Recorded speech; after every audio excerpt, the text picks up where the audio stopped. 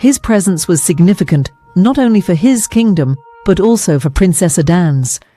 He boldly announced that if he couldn't marry Princess Adan, he wouldn't marry anyone else.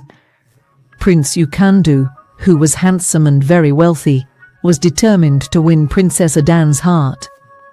He visited the palace every day, showering her with expensive gifts like jewelry, fine clothes, and even exotic pets from distant lands. Troubling rumors soon reached Arinze. People said that the respected prince wanted to marry Adan and make her his queen. It seemed Adan was considering his advances, accepting his lavish presents. Arinze felt sad and worried. He had stood by Adan during her toughest times, but now this rich prince threatened to take her away with his wealth. Feeling heartbroken, Arinze rushed to meet Adan in their secret forest spot. He needed to know if she planned to leave him for the prince. Adan could see his worry before he even spoke. She reached out to hold his hands. "My love, please don't doubt my feelings for you just because a prince is trying to impress me," Adan pleaded. "What we share is more important than material things." She looked at Arinze with meaning. "Prince Ukandu might have lots of wealth and high status to offer, but the happiness I feel just being with you, watching chickens pecking in the village, is priceless." Arinze blinked away tears of gratitude at her heartfelt words. Princess Adan came close and kissed his cheek gently. "There's no one else for me but you, my once humble drummer boy who has become so much more, the rhythm of my heart. Don't worry about Prince Ukandu's pursuit. I'll handle it gently in time." Completely reassured by Princess Adan's words, Arinze left their meeting in the forest feeling much better. He went back to work happily, earning money for their wedding celebration.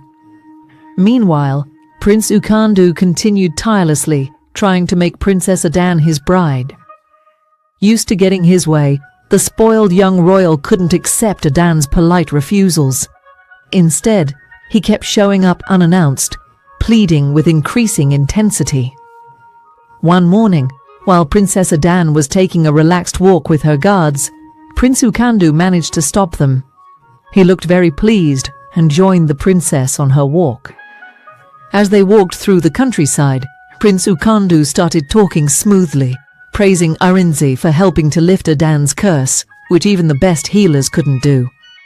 "Princess, surely after that drummer's help in freeing you from the curse, you must agree that only a prince like me would make a suitable husband," Ukandu said arrogantly. Adan was about to argue back, but the prince continued smoothly. "Imagine, I would treat Arinze with so much kindness and favor for what he did. I could give him riches beyond imagination. I would build a huge mansion for Arinze's family with servants to help them with everything. Your former love wouldn't have to do any more hard work. Please, Princess Adan, consider this offer and tell Arinze about it. At least do me the honor of taking this offer to Arinze for consideration." Although Princess Adan felt bothered by Prince Ukandu's entitled behavior and false generosity towards Arinze, she reluctantly agreed to share the prince's message with Arinze later that day when they were supposed to meet secretly among the trees and vines. She realized that this could be a great opportunity for her to become the ruler and a proud princess of the entire kingdom if Prince Ukandu assigned the throne.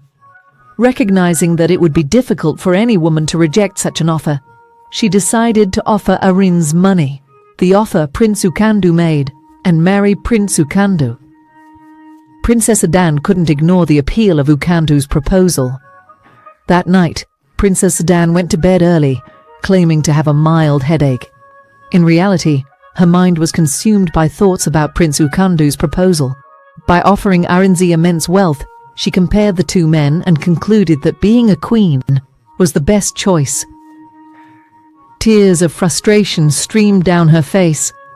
After enduring her curse and feeling eternally isolated for so long, now she had two suitors vying for her hand when she had little hope before. On one hand, her heart was drawn to Arinze, who had been humble yet unwaveringly loyal. He had uplifted Adan's spirit through countless rejections. Together, they had built a genuine connection, and offered each other understanding and support during difficult times. No amount of wealth or nobility could outweigh Arinze's steadfast loyalty and his ability to see the true essence of who Adan was beyond her curse. Adan finally fell asleep, her mind filled with turmoil. The next morning, Arinze happily whistled as he went to the grove where he and Adan usually met. He laid out a blanket and unpacked sweet berry tarts and spiced tea that he had made just for her. Arinze hummed contentedly as he waited for Adan to arrive, but as the sun rose higher in the sky, there was still no sign of the princess. Arinze's excitement turned into disappointment, mixed with worry. In all the times they had met secretly in this grove, Adan had never failed to come, or at least send a message if she was going to be late. Confused and increasingly anxious, after waiting for hours with no sign of her, Arinze sadly packed up the untouched food and returned home. The next day, Arinze went to their usual forest spot earlier than usual, hoping everything was okay with Princess Adan and wanting to see her smile again.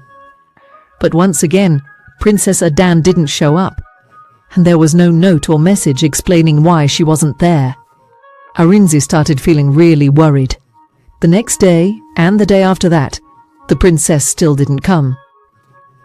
Meanwhile, Princess Adan walked through the palace halls, feeling trapped in deep confusion. She was torn between the recent talk with Prince Ukandu. Princess Adan realized she had to make a tough decision quickly, before Arinze came back thinking she had heartlessly left him without a word. One gloomy, rainy afternoon, Princess Adan made a tough decision after thinking alone for hours. With a heavy heart, she went to her father, King Chukwuemeka, and sadly told him she agreed to marry Prince Ukandu, and that is the final decision.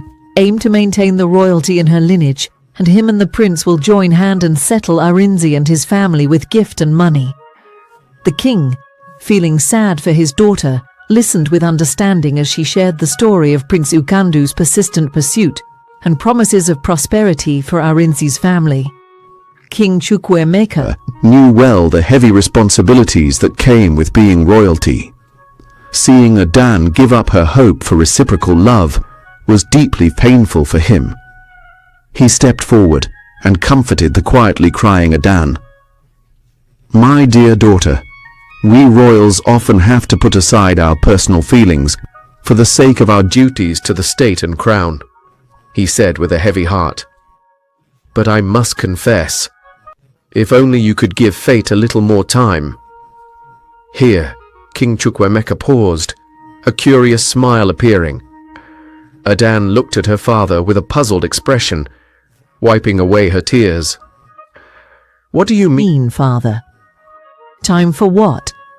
The king chuckled softly, a hint of hope returning to his tired eyes. "Just be patient, my child.